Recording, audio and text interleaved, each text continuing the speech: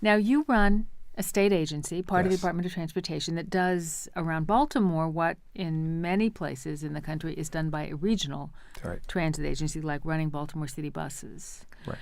To start, how do you coordinate with transit initiatives taken by local jurisdictions, such as the Baltimore City Circulator that the city runs?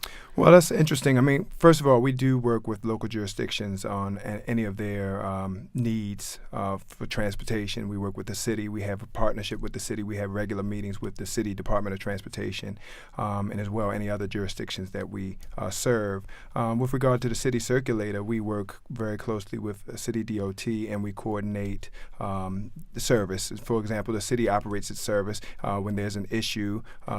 Certain locations, they may also operate for us in that area. For example, something was going on at Fort McHenry, so we partner up with them where they operate certain service.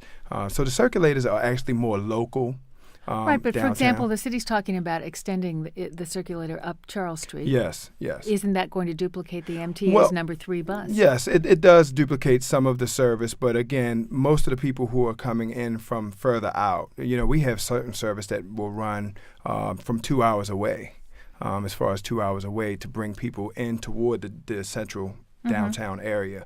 And so this brings them in a local area. The circulator brings them in a more localized area than our service does. We have service that runs as far as Middle River, as far as Route 40 West. So we bring people from the distances, and when they come downtown, I always say that they complement each other. Those services actually complement each other. MTA just announced record ridership for the month of February that was led by a surge in MARC riders, the MARC train riders. But overall, of 450,000 riders, way more than half are riding your buses. That's correct. The bus system is our biggest, that's our workhorse. We move over 250,000 riders a day on the bus system alone, and that's somewhat unique for transit agencies. Typically, you see transit agencies, their biggest mover of their system is their rail modes, but our buses do most of the brunt work.